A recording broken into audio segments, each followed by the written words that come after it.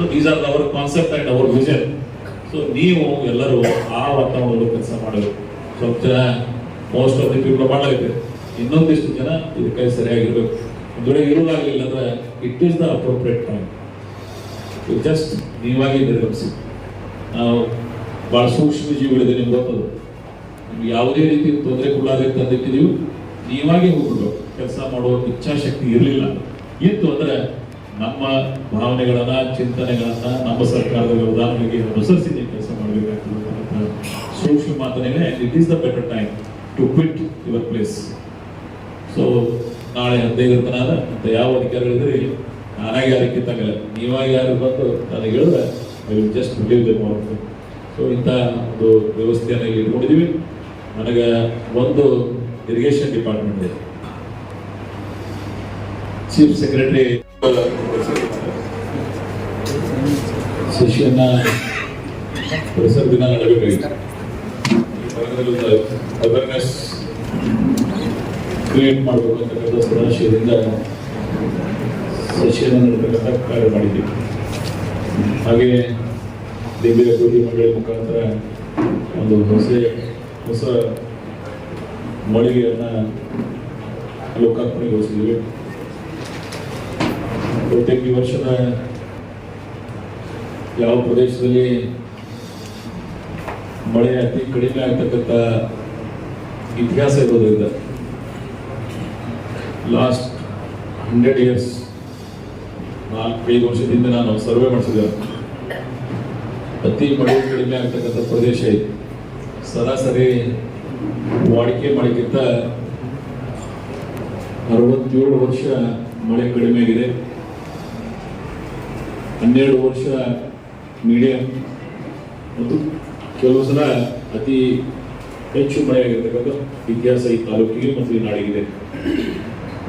ಅದಕ್ಕಾಗಿಯೇ ಬರಗಾಲದಲ್ಲಿ ಬ್ರಿಟಿಷರು ಆಗಿನ ಅವರ ವ್ಯವಸ್ಥೆ ಮುಖಾಂತರ ಒಂದು ಬರಗಾಲ ನಿವಾರಣಾ ಸಂಸ್ಥೆ ಅಂತ ಜಿಲ್ಲೆಯಲ್ಲಿ, ಈ ಅವಿಭಾಜ್ಯ ಜಿಲ್ಲೆಯ ಡಾಕ್ಟರ್ ಬಾಬಾ ಸಾಹೇಬ್ ಅಂಬೇಡ್ಕರ್ ಅವರ ಇವತ್ತು ಮೂರ್ತಿ ಇದೆ, ಅದರ ಎದುರುಗಡೆಗೆ ಒಂದು ಸಂಸ್ಥೆಯನ್ನ ಹುಟ್ಟು ಹಾಕಿ ಫೀಡ್ಬ್ಯಾಕ್ ತಗೋತಿದ್ರು. ಈ ಮಳೆ ಕಡಿಮೆ ಆಗ್ತಕ್ಕಂಥ ಪ್ರದೇಶಕ್ಕೆ ಏನೆಲ್ಲ ಸಮಸ್ಯೆಗಳನ್ನ ಪರಿಹಾರ ಮಾಡಬೇಕು. ಸೊ ಅವತ್ತು ಹುಟ್ಟಿರ್ತಕ್ಕಂಥ ಚಿಂತನೆಯಿಂದ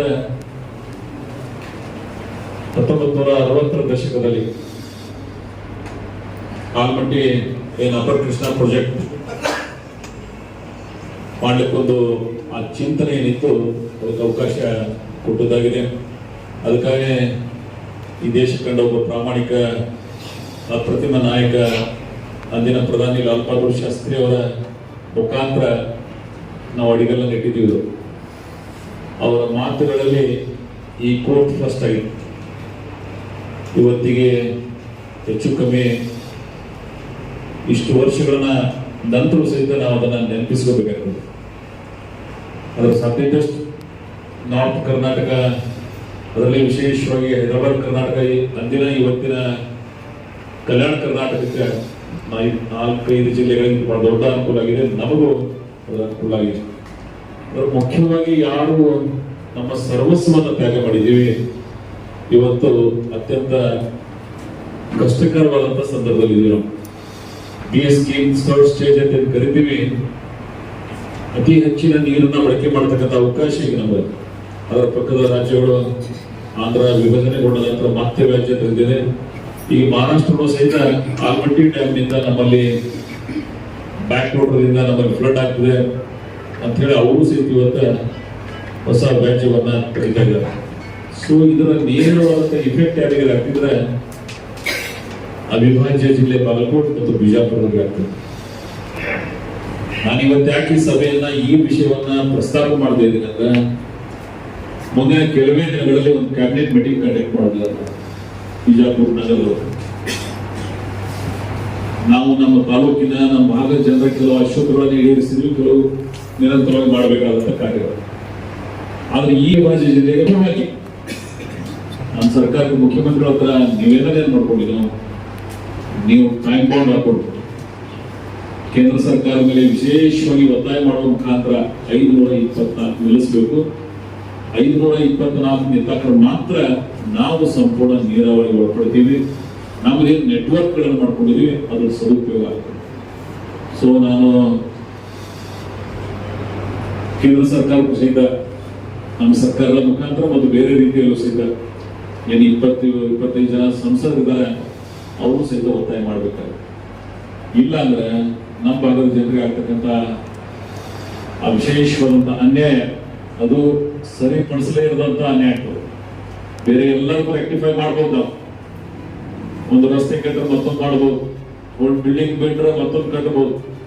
ಆ ನೀರಿನಲ್ಲಿ ನಮಗೇನೋ ಒಂದು ಅವಕಾಶ ಏನು ಬಚಾವತ ಇತ್ತು ಪ್ರಕಾರ ಏನ್ ಬ್ರಿಜೇಶ್ ಕುಮಾರ್ ಅವರು ನಮಗೆ ನಿಗದಿ ಮಾಡಿದ್ರು, ಆ ನೀರಿನಲ್ಲಿ ಏನಾದ್ರೂ ಕೊರತೆ ಆಯ್ತು ಅಂದ್ರೆ ಇವತ್ತೇನು ಪ್ರತಿನಿಧಿಗಳು ಇವತ್ತಿನೇನು ಸರ್ಕಾರಗಳದಾವ, ನಾವು ಆ ಬ್ಲೇಮ್ ಅನ್ನ ಹೊತ್ತುಕೊಂಡು ನಮ್ಮ ಜೀವನದೊಳಗೆ ಎಂದೂ ಸಹಿತ ನಮಗೆ ಒಳ್ಳೇದಾಗೋದಿಲ್ಲ.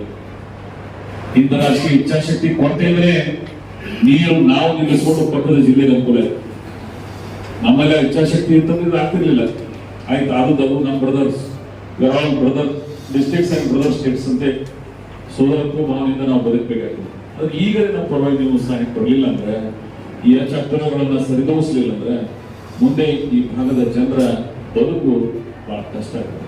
ಸೊ ಅದಕ್ಕಾಗಿ ನಾನು ಸರ್ಕಾರ ಒತ್ತಾಯ ಮಾಡ್ತಾ ಇದ್ರು, ಇವತ್ತೊಂದು ರೆಸಲ್ಯೂಷನ್ ಪಾಸ್ ಮಾಡ್ತಾ ಇದ್ದೀವಿ. In this KDP meeting we are passing ಒಂದು resolution. It is for the union government and state government. ನಮ್ಮ ಹಕ್ಕು ಅದು ನಮಗೇನು ಸಿಗಬೇಕಾಗಿದೆ ಅದನ್ನ ಸಿಗಬೇಕು. ನಾನು ಈ ಸಭೆ ನಂತರ ಫ್ಯಾಕ್ಸ್ ಮುಖಾಂತರ, ಇಮೇಲ್ ಮುಖಾಂತರ ಸರ್ಕಾರಕ್ಕೆ ಒಂದು ವರದಿಯನ್ನು ಕಳಿಸಿ ಈ ಭಾಗದ ಜನಮಾನಸಿನಲ್ಲಿರ್ತಕ್ಕಂಥ ಭಾವನೆಯನ್ನ ಸರ್ಕಾರಗಳಿಗೆ ತಲುಪಿಸಬೇಕಾದದ್ದು ನಮ್ಮ ಜವಾಬ್ದಾರಿ. ಬಿಕಾಸ್ ಅದು ಅವಿಭಾಜ್ಯ ಜಿಲ್ಲೆಯಲ್ಲಿ ಕೆಲವು ಟೇಲೆಂಟ್ ತಾಲೂಕಾದವರು ನಾವು ಇಂಡಿ ಬ್ರಾಂಚ್ ಟೇಲೆಂಟ್ ಅತಿ ಎತ್ತರ ಪ್ರದೇಶ ಹೆಚ್ಚುವರಿ ಮತ್ತು ಸಾವಿರ ಗುರುಗಳಿಗದವ ನಮ್ಮ ಜಿಲ್ಲೆಯಲ್ಲಿ ದಿ ಹೈಯೆಸ್ಟ್ ಹೈಟ್ 640 ಹೈಟ್ ಅದ. ಅಲ್ಲಿ ನಾವು ನೀರನ್ನ ತಂದು ಅಲ್ಲಿಂದ ಗ್ರಾವಿಟಿ ಮೂಲಕ ಅದನ್ನ ನಾಳೆ ಫ್ಲಡ್ ಇರಿಗೇಷನ್ ಮಾಡಿ ಕೊಡೋದು. ಟ್ಯಾಂಕ್ ಫಿಲ್ಲಿಂಗ್ ನಿಮ್ಗೆ ಹೇಳ್ತೀವಿ, ಟ್ಯಾಂಕ್ ಫಿಲ್ಲಿಂಗ್ ದಾಗ ಇವೆಲ್ಲ ನ್ಯಾಚುರಲ್ ವಾಟರ್ ಫ್ಲೋಯಿಂಗ್ ಇರ್ತದೆ. ನಾನು ಇರಿಗೇಷನ್ ಡಿಪಾರ್ಟ್ಮೆಂಟ್ ಅವ್ರಿಗೆ ಮನವಿ ಮಾಡ್ಕೊಳ್ಳಿ, ಯಾವ ಕೃಷ್ಣಾ ನದಿ the assured rainfall catchment area ಎಲ್ಲೂ ಮಳೆ ಆದ್ರೆ ಕೊಂಕಣ ಭಾಗ ಸಹ್ಯಾದ್ರಿ ಘಟ್ಟ ನಾವು ಕರಿತೀವಿ, ಆ ಪ್ರದೇಶದಾಗ ಒಂದು ಹನಿ ಮಳೆ ಬಿತ್ತು ಅಂದ್ರೆ ಆ ನೀರು ನಮ್ಮ ಕೃಷ್ಣನ ಮುಖಾಂತರ ನಮ್ಮ ಆಲ್ಮಟ್ಟಿ ಡ್ಯಾಮ್ ಬರ್ತದೆ. ಆ ಎಲ್ಲ 123 TMC ನೀರನ್ನ ನಾವು ಶೇಖರಣೆ ಮಾಡ್ತೀವಿ, ಅಲ್ಲಿ ಅದರ ಹಿಂದಿನ ನೀರು ನಾವು ಉಪಯೋಗ ಮಾಡ್ಕೋಬೇಕಾಗ್ತದೆ. ಸೊ ಅದಕ್ಕಾಗಿ ಅವತ್ತೇನ ಅಲ್ಲಿ ನೀರು ಬರ್ತದೆ ಅದು ನಮ್ಮ ಜನರಿಗೆ ಬದುಕಿಗೆ ನಿರ್ಮಾಣ ಮಾಡಕ್ಕೆ ಅನುಕೂಲ ಆಗ್ತದೆ. ಲಕ್ಷಾಂತರ ಎಕರೆ ಭೂಮಿ ಕಳ್ಕೊಂಡಿದೆ, ಅದು ಫಲವತ್ತವಾದಂತಹ ಭೂಮಿ. ನಿಮ್ಗೆ ಹೇಳ್ಬಿಡ್ತೀನಿ ನಾನು, ಕೃಷ್ಣೆಯ ದಂಡಿ ಭೂಮಿ ನೀರು ಮತ್ತೆಲ್ಲಿ ಸಿಗೋದಿಲ್ಲ. ನಮ್ಮಲ್ಲಿ ಒಂದು ಸಂಶೋಧನೆ ಆಗಿದೆ ಕಬ್ಬಿನ ಮುಖಾಂತರ, ಕಾನ್ಪುರದಲ್ಲಿ ಒಂದು ಶುಗರ್ ಇನ್ಸ್ಟಿಟ್ಯೂಟ್ ಇದೆ, ಆಲ್ ಇಂಡಿಯಾ ರಿಸರ್ಚ್. ಆ ರಿಸರ್ಚ್ ಒಳಗೆ Kolhapur the first because of Krishna, because of ಅಲ್ಲಿ ಮಣ್ಣಿನ ಗುಣಮಟ್ಟ ಮತ್ತು ನೀರು ಮತ್ತು ಪರಿಸರ. ಆ ಕೊಂಕಣ ಭಾಗದ ಏನು ಸಹ್ಯಾದ್ರಿ ಘಟ್ಟದ ವಾತಾವರಣದ ಅಲ್ಲಿ 13ವರೆಯಿಂದ 14 ರಿಕವರಿ ಕಬ್ಬುಗಳು. It is the nature gift. ಅದರ ನಂತರ ಸಾಂಗ್ಲಿ, ಬೆಳಗಾವ್ 12ವರೆ ತರ ರಿಕವರಿ ಕಬ್ಬು. ಅದರ ನಂತರ part of Bagalkot, part of Bijapur, ಅಲ್ಲಿ 11ವರೆ ರಿಕವರಿ ಕಬ್ಬು. ಆದ್ರೆ ಭೀಮಾ ಬ್ಯಾಸಿನ್, ನಾವೇನು ಭೀಮೆ ದಡ ಹುಟ್ಟಿದೆವು, ಮಹಾರಾಷ್ಟ್ರ ಇರ್ಬೋದು, ಕರ್ನಾಟಕ ಇರ್ಬೋದು, ಇಲ್ಲಿ ನೀರು ಮತ್ತು ಮಣ್ಣಿನ ಮತ್ತು ಪರಿಸರದ ಬಿಸಿ ವಾತಾವರಣ ಇರೋದ್ರಿಂದ, ಆ ತಂಪು ವಾತಾವರಣ ಕಡಿಮೆ ಇರೋದ್ರಿಂದ ಇಲ್ಲಿ ನಮ್ಮ recovery we cannot cross 10.5 level ನಾವೆಂದೂ ಕೊಟ್ಟೇ ಇಲ್ಲ. ಇದು ನೇಚರ್ ಇಫೆಕ್ಟ್. ಶುಗರ್ ಫ್ಯಾಕ್ಟರಿಗಳನ್ನೆಲ್ಲ ಮಾಡಿರ್ಬೋದು. ಸೊ ಸರ್ಕಾರ ಅವ್ಯಾಹತವಾಗಿ 5 ಇದ್ದವ್ರು 10,000 ಕೃಷಿ, 10 ಇದ್ದವ್ರು 20,000 ಕೃಷಿ. ನಾವು ಆಕ್ಚುಲಿ ನಮ್ಮ ಕಬ್ಬು ಎಷ್ಟು ಬೆಳಿತೀವಿ, ನಮ್ಮ ಕಬ್ಬು ಎಷ್ಟು ಬೆಳವಣಿಗೆ ಆಗ್ತದೆ, ಅದಕ್ಕೆ ಎಷ್ಟು ಫ್ಯಾಕ್ಟರಿಗಳು ಬೇಕಂತಕ್ಕಂಥ ವ್ಯವಧಾನನೇ ಇಲ್ಲ. ನಿರ್ಬೇಕು ಕೊಟ್ಟಿದ್ದೀವಿ ನಾವು, whether it is in Uttar Pradesh, in Maharashtra and also in Karnataka. ವೈಜ್ಞಾನಿಕವಾಗಿ ನಮ್ಮ ಕಬ್ಬು ಎಷ್ಟು ಕ್ಷೇತ್ರದಲ್ಲಿ ನಾವು ಬೆಳಿತೀವಿ, ಅದಕ್ಕೆ ಎಷ್ಟು ಫ್ಯಾಕ್ಟರಿಗಳು ಬೇಕು ಅಂತಕ್ಕಂಥ ಚಿಂತನೆ ಇಟ್ಕೊಂಡು ಸರ್ಕಾರ ನಿರ್ಣಯ ಮಾಡಬೇಕು. ನಾನು ಅದನ್ನ ಪ್ರತಿಪಾದನೆ ನಮ್ಮ ಮುಖ್ಯಮಂತ್ರಿಗಳು cooperative sugar factory ಸಮೇತ ಇದು ನಾನು ಅವತ್ತು ಹೇಳಿದ್ದೀನಿ ನೋಡಿ. These are the practical ನನ್ನ ಅನುಭವದಿಂದ ನಾನು ಒಂದು ಸಕ್ಕರೆ ಕಾರ್ಖಾನೆ ಕಳೆದ ಅನೇಕ ವರ್ಷಗಳಿಂದ ನಡೆಸ್ತಾ ಇದ್ದು ನನಗೆ ಬಂದಿರತಕ್ಕಂಥ ಅನುಭವದಿಂದ ನೀವು ಇಲ್ಲಿ ಕೆಲವು ಸಮಸ್ಯೆಗಳಿಗೆ ಸಹಾಯ ಮಾಡಬೇಕಂತ. ಸೊ ಅದನ್ನ ಮೊದಲು ನೀರಿದ್ದು, ಎರಡನೇದು ಕೋಆಪರೇಟಿವ್ ಮೂವ್ಮೆಂಟ್ ಉಳಿಸ್ಬೇಕಾಗ್ತದೆ. ಸೊ ಅದನ್ನ ಆ ಪ್ರಯತ್ನ ನಾವು ಮಾಡ್ತೀವಿ. ಮೂರನೇದು ಲಿಂಬೆ ಇವತ್ತೇ ಸ್ಟಾರ್ಟ್ ಮಾಡಿದೀವಿ. ನಾಳೆ ಆ ಮಾರ್ಕೆಟಿಂಗ್ ನಿಮಗೆ ಹೇಳ್ತೀನಿ, ಯಾವುದೇ ಬೆಳೆ ನಾವು ಬೆಳಿಬಹುದು. ಇವತ್ತೊಂದು ಎಲ್ಲ ರೆವೆನ್ಯೂ, ಇರಿಗೇಷನ್ ಮತ್ತು ಎಲ್ಲ ಡಿವಿಸಿಸ್ ಏನು ರೀಜನಲ್ ಕಮಿಷನರ್ಸ್ ಇದ್ದಾರೆ, ಇವರೆಲ್ಲರ ಸಹಾಯದಿಂದ ಒಟ್ಟಾರೆ ವಾಟರ್ ಮ್ಯಾನೇಜ್ಮೆಂಟ್ ಸರಿಯಾಗಿ ಆಗಿದೆ ಅಂತ ನಾನು ಭಾವಿಸುವುದು. ಅದರಲ್ಲಿ ವಿಶೇಷವಾಗಿ ನಮ್ಮ ಅಪ್ಪರ್ ಕೃಷ್ಣ ಪ್ರಾಜೆಕ್ಟ್ ಒಳಗೆ ಬರ್ತಕ್ಕಂಥ ಆಲ್ಮಟ್ಟಿ ಮತ್ತು ನಾರಾಯಣಪುರ ಮುಖಾಂತರ ಏನು ನೀರಿನ ನಿರ್ವಹಣೆ ಇತ್ತು, ಅದು ಕೆರೆ ತುಂಬಕ್ಕೆ ಇರ್ಬೋದು, ಕುಡಿಯೋಕೆ ಇರ್ಬೋದು. ಬೆಸ್ಟ್ ವಾಟರ್ ಮ್ಯಾನೇಜ್ಮೆಂಟ್ ಪ್ಲಾನಿಂಗ್ ಚೆನ್ನಾಗಿದೆ. ಈ ಭಾಗದ ರೈತರು, ಈ ಆರೋಗ್ಯ ಜಿಲ್ಲೆಯ ರೈತರು ಸರ್ಕಾರದ ಬಗ್ಗೆ ಒಂದು ಸದಾಭಿಪ್ರಾಯ ಮೂಡಿದರು. ಯಾವಾಗ ಏನು ಅವಶ್ಯಕತೆ ಇರ್ತದೆ ನಾವು ಅದನ್ನು ತಲುಪಿಸಿದ್ದೀವಿ. ಸೊ ಅದಕ್ಕಾಗಿ we are literally appreciate our government management. So ಶಾಲೆಯ ರಜೀಶ್ ಅವರ ಅಧ್ಯಕ್ಷತೆಯಲ್ಲಿ ಕಮಿಟಿ ಪ್ರಾಜೆಕ್ಟ್ಸ್ ಇದ್ದು ನಿರ್ಣಯಗಳಾಗಿದ್ದು ಅವು ಬಹಳ ಚಾಚು ತಪ್ಪದೆ ಅವೆಲ್ಲವನ್ನು ವಾಸ್ತವಿಕವಾಗಿ ನಮ್ಮ ಜನರಿಗೆ ತಲುಪಿದೆ ಅಂತಕ್ಕಂಥ ಮಾತನ್ನು ಹೇಳಿ ನಾನು ಅವರಿಗೆ ವಿಶ್ಲೇಷಣೆ ಹೇಳ್ತಿರೋ. ಒಂದು ಸಹಿತ ಈ ವಾಟರ್ ಮ್ಯಾನೇಜ್ಮೆಂಟ್ ನೀರು ಇರ್ತದೆ ಅದರ ನಿರ್ವಹಣೆ ಮಾಡಿಕೊಂಡು ನಾವೆಲ್ಲ ಪ್ರಿಡಿಕ್ಟ್ ಮಾಡಿದೆವು. ಮಾರ್ಚ್, ಏಪ್ರಿಲ್, ಮೇ ಬಿಸಿ ಬಹಳ ಗಾಳಿ ಹೆಚ್ಚಿಗಿರ್ತದೆ, ಎವಾಪರೇಷನ್ ಹೆಚ್ಚಿಗೆ ಆಗುತ್ತೆ. ಇವತ್ತು 24-27 TMC ನೀರು ಡ್ಯಾಮ್ನಾಗ ನಿನ್ನೆ ಒಂದೊಂದೆಲ್ಲ ಕೂಡಿ. ಸೊ ಅಲ್ಟಿಮೇಟ್ ಇನ್ನೊಂದಿಷ್ಟು 97-96 TMC ನೀರು ಬಂದಂದ್ರೆ ನಮ್ಮ ಡ್ಯಾಮ್ ಕಂಪ್ಲೀಟ್ ಇರ್ತಿಲ್ಲಪ್ಪ. ಸೊ ಅಲ್ಟಿಮೇಟ್ ವಿ ಆರ್ ಅತ್ಯಂತ ಇವತ್ತು ಆ ಪ್ರದೇಶದ ಮಳೆ ಒಳಗಡೆ ನೋಡ್ತೀವಿ, 7% ನೀರು ಹರಿದು ಬರ್ತಾ ಇದೆ. ದಟ್ ಈಸ್ ಅವರ್ ನಮ್ಮ ರಿಕ್ವೈರ್ಮೆಂಟ್ ಫುಲ್ಫಿಲ್ ಆಗ್ತಿರ್ತಕ್ಕಂಥ ವಾತಾವರಣ ಮಳೆಯಿಂದ ವ್ಯಕ್ತ ಆಗ್ತಾ ಇದೆ. ಟ್ಯಾಂಕ್ಗಳಲ್ಲಿ ನೀರಿನ ಬಡವಿಕೆಯನ್ನು ನಮ್ಮ ವ್ಯಕ್ತ ಆಗ್ತಿರ್ತಕ್ಕಂಥ ಹೇಳಿ ಒಟ್ಟಾರೆ ಈ ಪ್ರದೇಶದ ಜನರಿಗೆ ಮೂಲಭೂತವಾಗಿ ಕೊಡಬೇಕಾಯ್ತು ಕೆಲಸ ಆಗಿದೆ. ಸೊ ಅದಕ್ಕಾಗಿ ಈ ಸ್ಥಿರತೆ ಕೊಡಿಸಬೇಕಾದ ಜವಾಬ್ದಾರಿ ಇರುತ್ತೆ. ನಾಗರಿಕ ಸಮಾಜದ ಸರ್ಕಾರಗಳಲ್ಲಿ ಕೇಂದ್ರ ಮತ್ತು ರಾಜ್ಯ ಸರ್ಕಾರಗಳ ವೈಫಲ್ಯತೆ ಪ್ರಾಮಾಣಿಕವಾಗಿ ಆಗಬೇಕು. ಯಾವುದೇ ಸರ್ಕಾರಗಳು ನಿರ್ದಿಷ್ಟವಾಗಿ ರೈತರ ಪರವಾಗಿ ಸಹಾಯ ಮಾಡಿಲ್ಲ. ಬೆಲೆ ನಿಗದಿ ಮಾಡ್ತಕ್ಕಂಥ ಒಂದು ಸಮಿತಿ ಮಾಡ್ತಾರೆ. 5 ವರ್ಷದ ಅಧ್ಯಕ್ಷರನ್ನೆಲ್ಲ ಪ್ರಾಮಾಣಿಕವಾಗಿ ವಾಸ್ತವಿಕವಾದ ಸಂಶೋಧನೆ ಆಗುವುದು. ಮೋಸ್ಟ್ ಒಟ್ಟಾರೆ ಇದು ಸಂಘಟನಾತ್ಮಕವಾಗಿಲ್ಲ. ಈ ಕೃಷಿ ವಲಯ ಅತ್ಯಂತ ಅಸಂಘಟಿತ ವಲಯ ಇದೆ. ಈ ವಲಯದ ಪರವಾಗಿ ಚಿಂತನೆಗಳಿಲ್ಲ ಸರ್ಕಾರದಲ್ಲಿ. ಸೊ ಅದಕ್ಕಾಗಿ ರೈತರ ಪರವಾಗಿ ನಾವು ಇರಬೇಕಾದದ್ದು ನಮ್ಮ ಜವಾಬ್ದಾರಿ. ನಿಮ್ಗೆ ಹೇಳ್ತೀನಿ, ಎಲ್ಲ ಬಿಸ್ನೆಸ್ ಲ್ಯಾಕ್ ಅದಾವ, ದ ಓನ್ಲಿ ಅಗ್ರಿಕಲ್ಚರ್. ಇಲ್ಲಿ 101 ಸಮಸ್ಯೆಗಳು, marketing, price ups and down ಇರ್ತಾವ, ಎಲ್ಲ ರೀತಿಯ ಲೇಬರ್ ಪ್ರಾಬ್ಲಮ್ ಮತ್ತು ನಿಸರ್ಗ.